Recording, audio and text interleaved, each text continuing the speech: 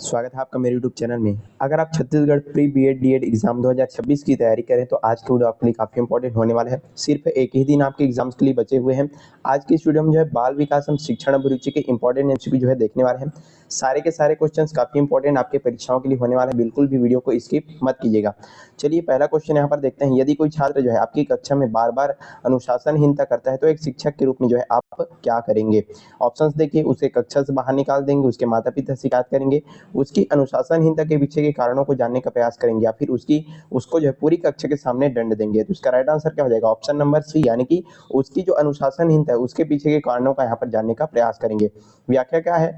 तो शिक्षण अभिरुचि के अनुसार यदि हम बात करें तो एक आदर्श शिक्षक का पहला कर्तव्य क्या होता है कि वो जो है समस्याग्रस्त बालक के व्यवहार के पीछे जो मुख्य कारण है उसका पता लगे कि जो बच्चा है ऐसा क्यों कर रहा है, और फिर उपचारात्मक शिक्षण देना है। फिर उसका जो भी समस्या उसका जो है उसका समाधान करना भी आपका ही दायित्व है, ना कि उसको जो है सीधा दंड देना। तो इसका राइट आंसर क्या हो जाएगा? Option number C. इसी तरीके सारे जो क्वेश्चन है व्याख्या के साथ समझने वाले हैं और आपको बिना स्किप के पूरा वीडियो आपको है देखते रहना है। चलिए अगला क्वेश्चन देखिए। आधुनिक मनोविज्ञान का जनक जो है किसे माना जाता है?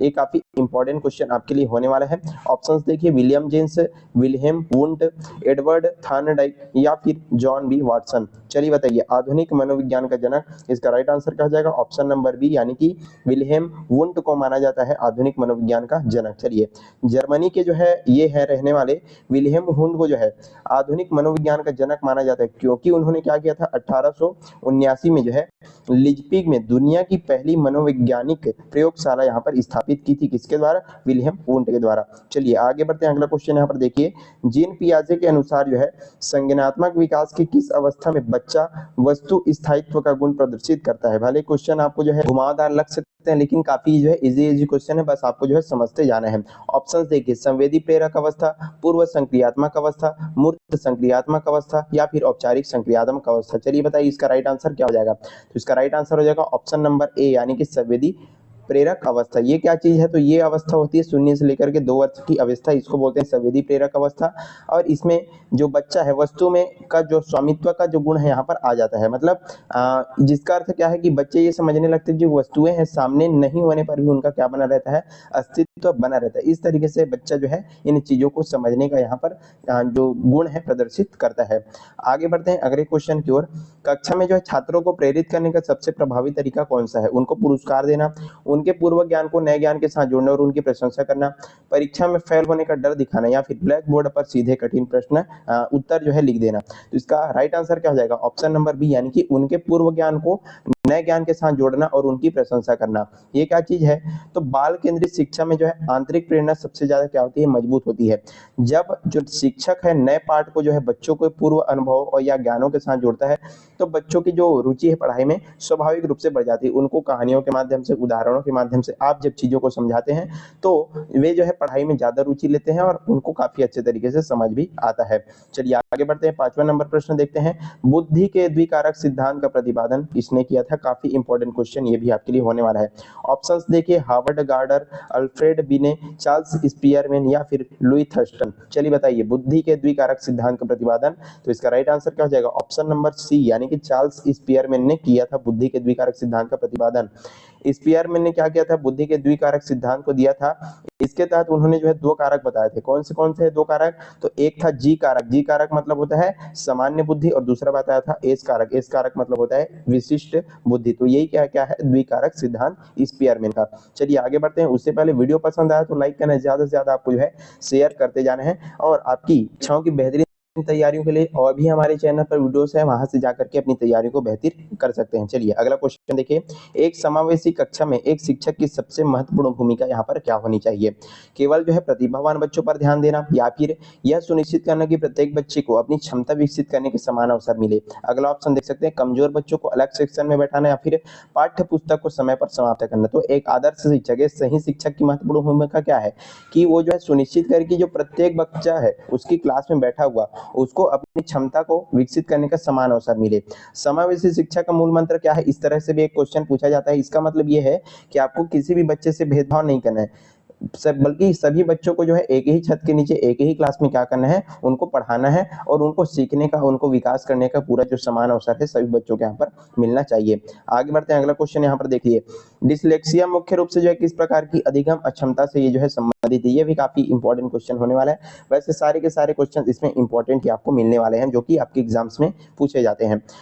पहला यहाँ पर देखिए, लिखने की समस्या, पढ़ने की समस्या, गणितीय गणना की समस्या, फिर व्यवहार संबंधी समस्या। तो इसका राइट आंसर क्या हो जाएगा, ऑप्शन नंबर बी, यानी कि ये जो है पढ़ने की समस्या होती है डिसलेक्सिया। चलिए इसके बारे में यहाँ पर देखते हैं। डिसलेक्सिया एक पठन विकार होता है जिसमें क्या करता है, बच्चा जो है अक्षरों को पहचानने में, शब्दों को पढ़ने में और साथ ही साथ उनका उच्चारण करने में बच्चे को क्या होती है, कठिनाई होती है। जैसे को साव को वास, ऐसे इस तरीके से जो है पढ़ता जाता है। ये है आपका डिसलेक्सिया। चलिए याद रखिएगा इसको। आगे बढ़ते हैं, अगला क्वेश्चन देखिए, शिक्षण का मुख्य उद्देश्य यहाँ पर क्या होना चाहिए। छात्रों को परीक्षा पास करने में तैयार करना, छात्रों में सोचने समझने का, तार्किक क्षमता का विकास करना, केवल पाठ्यक्रम को पूरा करना या फिर छात्रों को डिटेक्शन लिखवाना। तो इसका राइट आंसर क्या हो जाएगा, ऑप्शन नंबर बी, यानी कि छात्रों को जो है सोचने में, समझने में और उनकी तार्किक क्षमता का विकास करना शिक्षण का मुख्य उद्देश्य यहाँ पर होना चाहिए। उनको केवल जो है रटना या ये शिक्षण का मुख्य उद्देश्य नहीं होना चाहिए, बल्कि शिक्षा का असली मकसद बच्चों का सर्वांगीण विकास करना होना चाहिए और उनमें जो है स्वतंत्र चिंतन और समस्या समाधान की क्षमता विकसित करना। बच्चे जो है जो भी समस्या उनके जीवन में आ रही है उसको स्वयं वो जो है समाधान कर सके, ये क्षमता आपको विकसित करना है एक टीचर के रूप में। आगे बढ़ते हैं, अगला क्वेश्चन यहाँ पर देखिए, 9वां नंबर है, कोहल वर्ग के अनुसार जो है नैतिक विकास का वह स्तर जिसमें बच्चा क्या करता है, समाज के नियमों के आधार पर सही और गलत का फैसला करता है, वो जो है क्या कहलाता है। ऑप्शन देखिए, पूर्व पारंपरिक स्तर, पारंपरिक स्तर, उत्तर पारंपरिक स्तर या अमूर्त स्तर। तो चलिए बताइए इसका राइट आंसर क्या हो जाएगा। तो इसका राइट आंसर हो जाएगा ऑप्शन नंबर बी, यानी कि पारंपरिक स्तर ये जो है कहलाता है। पारंपरिक स्तर पर बच्चा क्या करता है, समाज में, परिवार में और देश के नियमों एवं अपेक्षाओं को यहाँ पर स्वीकार करता है और उसी के आधार पर क्या करता है, सही और गलत का यहाँ पर निर्णय लेता है। पारंपरिक स्तर आपको याद रखना है। आगे बढ़ते हैं, अगला क्वेश्चन यहाँ पर देखिए, प्रगतिशील शिक्षा की अवधारणा के समर्थक यहाँ पर कौन थे, John Dewey, B F. Skinner, J B. Watson या फिर इवान पावलोव। चलिए बताइए, प्रगतिशील शिक्षा की अवधारणा के समर्थक यहाँ पर पूछे जा रहे हैं। इसका राइट आंसर हो जाएगा ऑप्शन नंबर ए, यानी कि जॉन डीवी। अमेरिकी दार्शनिक जॉन डीवी क्या करते थे, प्रगतिशील शिक्षा के मुख्य समर्थक थे। उन्होंने क्या बोला था, करके सीखना और शिक्षा को जो है सामाजिक प्रक्रिया मानने पर जो है काफी जोर दिया था। जॉन डीवी का आपको नाम याद रखना है। आगे बढ़ते हैं, ये भी काफी आपके लिए इंपॉर्टेंट क्वेश्चन होने वाला है कि सूक्ष्म शिक्षण के भारतीय प्रतिमान में कुल कितना समय यहाँ पर निर्धारित है, 30 मिनट, 36 मिनट, 40 मिनट या फिर 45 मिनट। चलिए बताइए इसका आंसर जो है क्या हो सकता है। तो इसका राइट आंसर हो जाएगा ऑप्शन नंबर बी, यानी कि 36 मिनट जो है इसका सही आंसर हो जाएगा। चलिए इसके बारे में यहाँ पर समझते हैं। एनसीईआरटी के अनुसार जो है भारतीय सूक्ष्म शिक्षण का चक्र की कुल अवधि कितने मिनट होती है, 36 मिनट यहाँ पर होती है। शिक्षण 6 मिनट, प्रतिपुष्टि 6 मिनट, पुनः योजना जो है 12 मिनट का, फिर पुनः शिक्षण होता है 6 मिनट का और पुनः प्रतिपुष्टि होती है 6 मिनट का। तो टोटल इस तरह से इसको जो है विभाजित यहाँ पर किया गया है। अगला क्वेश्चन यहाँ पर देखते हैं, प्रयास एवं त्रुटि का सिद्धांत किसने दिया। ये भी काफी इंपॉर्टेंट क्वेश्चन होने वाला है। थार्नडाइक, कोहलर, स्किनर या फिर पावलोव। चलिए बताइए, प्रयास और त्रुटि का सिद्धांत किसने यहाँ पर दिया है। इसका राइट आंसर हो जाएगा ऑप्शन नंबर ए, यानी कि थार्नडाइक ने। एडवर्ड एल थार्नडाइक ने क्या किया, बिल्ली पर प्रयोग करके सिद्ध किया, प्रयास किया और त्रुटि का यहाँ पर सिद्धांत दिया है। इसमें उन्होंने क्या बताया है कि जो भी चीजें हैं, चाहे वो इंसान हो या फिर जीव जंतु हो, वो बार बार जो है त्रुटि करके, गलतियां करके वो चीजों को सीखता जाता है। इसी को बोला गया प्रयास और त्रुटि का सिद्धांत। इसी को और क्या बोला जाता है, इसी को जो उद्दीपक अनुक्रिया का सिद्धांत, SR थ्योरी भी कहा जाता है। इसको भी आपको जो है याद रखना है। दोनों तरीके से क्वेश्चन यहाँ पर पूछ सकते हैं।